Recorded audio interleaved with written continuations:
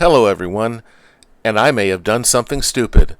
I have jumped on the MSTY bandwagon, attracted by those eye-watering dividend yields and super payouts. Let's find out if I did something stupid or not. Time will tell. So, what is MSTY, or MSTY as I'm calling it? Well, first of all, this is a yield max fund. It's the yield max MSTR Option Income Strategy ETF, and it has not so quietly become a massive player in the covered call field, promising literally jaw-dropping distributions, and that's what's attracting a lot of investors. A quick look at Yahoo Finance shows that MSTY has a dividend yield of 140.26%, which is utterly insane. That means that you should get more out of the fund than you're putting into it over the long run. And again, this just sounds too good to be true, but being the opportunist that I am, I'm going to give it a shot. So what does MicroStrategy do, or Strategy as they're now calling themselves? Well, this is where it gets interesting. They're essentially a software company, and that software company has now kind of gone into Bitcoin holding. So view them as a Bitcoin holding company. And what they do is besides their software, they issue shares of their own and they buy crypto with it. When you're investing in MSTY, you are investing basically in covered calls on MSTR. That's essentially what MSTY is. It is a non-diversified, one holding ETF. They basically just hold options on MSTR. That can lead to a lot of volatility potentially, and it can also lead to a lot of profit if everything works out just fine. And oh boy, am I rolling the dice on this one. Will Dame Fortune be nice to me? Will she reward me with a high rate of return, or will she literally bankrupt me? I'm not sure.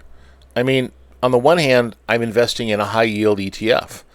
On the other hand, this is a high yield ETF that basically invests in covered calls on a company that's heavily involved with Bitcoin.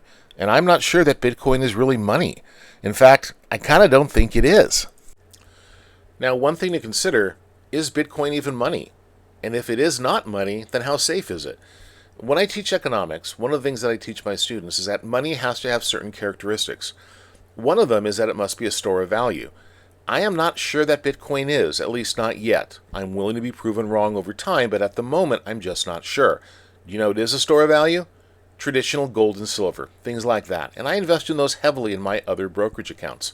I really believe long-term in gold, especially given the activities of the BRICS nations as of late. Bitcoin, hey, who even knows how much Bitcoin is out there? Who knows who created it? Who knows if it'll be around in 10 years? I'm just not sure.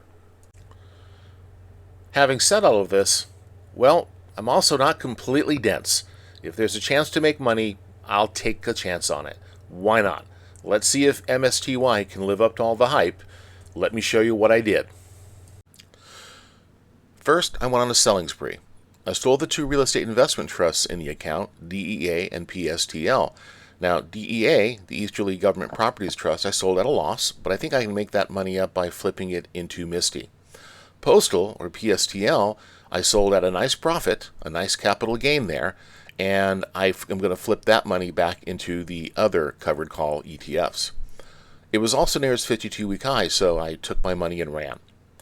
Gold, or Barrick's Gold, I love this company, but it was near its 52-week high, and I was only on track to earn about $120 a year in dividends, and that's before you take out foreign tax. So sell that, take my profit, and flip the profits into something else. One thing I've learned over the years is that I shouldn't be afraid to take my profits. There are times when selling is a good thing. I've had a religious aversion to selling at times. I tend to be a buy and hold investor, and that's fine. But sometimes you just need to take your profits and run away with them. Take your profits and reinvest that money into something else that you think you can make more money on. I think this is one of those moments. All right, so what did I do with all of this extra money? Well, I put $1,000 each into XDTE, QDTE, RDTE, YMAX, and YMAG. Now, the last two haven't been performing that great as of late, so I'm hoping to get in at a slightly lower price and maybe dollar cost average my way in. Either way, this extra $5,000 into each of these accounts is going to mean a lot of extra dividends, I hope, on a nice weekly basis. So I want to keep those positions growing and then reinvest those dividends to keep the compounding effect going. Then I jumped in on MSTY. Here we go. I started out putting just $1,000 into MSTY, thinking that I would simply buy that $1,000 worth of shares and then just reinvest the dividends every month. But then as more money became available, I started adding to that position. So we're at the point now where there's a nice little position there, and one that should get me a lot of dividends on a monthly basis if the projections hold true. Originally, the plan was just to put $1,000 into MSTY, but then as more money became available with the sales of the REITs, I decided to add more to the MSTY position. So as you can see, I now own 166.874 shares of MSTY at an average price of $20.79 per share. The total cost basis being $3,469.31. Now, if everything works out the way the projections show, I should earn about $4,786.96 in estimated annual income. Now, obviously, it's June. I won't earn that whole amount, but if the projections hold firm, you're looking at a really nice payday, potentially.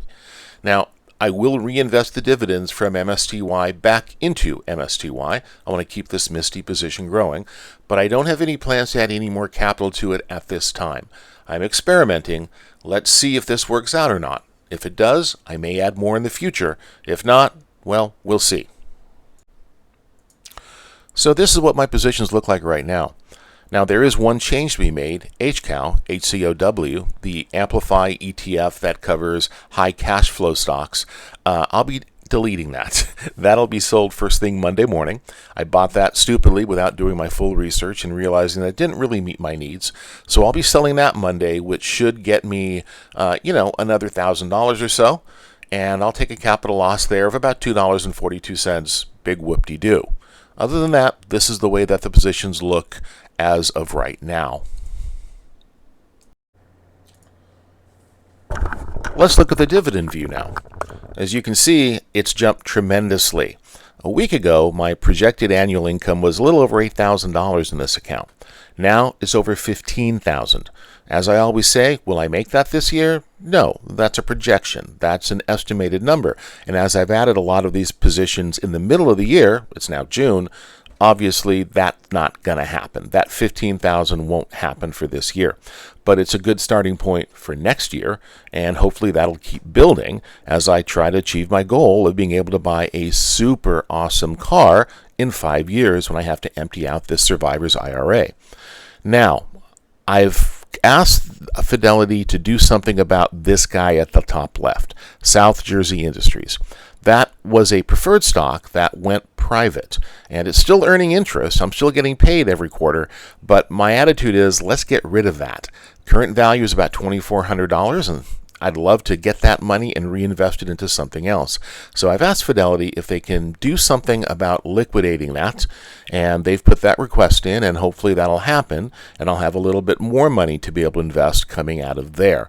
As I've already said, HCOW will disappear as well, so if all works out the way I'd like it to, maybe a week or two from now, there'll be another $3,000 between those two stocks that I can reinvest. That's what I'm hoping. Now, I would really love to have your advice onto what I should do next. Bearing in mind that after HCOW sells, I'll have over $3,000 in that account, and where should I put it? I already own QYLD, RYLD, and JEPI in other accounts, so I'd rather not duplicate those. Those are in a taxable account with E-Trade, so I'd like to not have to double up and get those again. I'd love to have your opinions and views on where I should put that money. Remember, my goal here is to come up with enough money for a really awesome car in 5 years, the kind of thing that's world-beating. And where I should put it, well, help me out here. What other covered call high-income ETFs should I look at?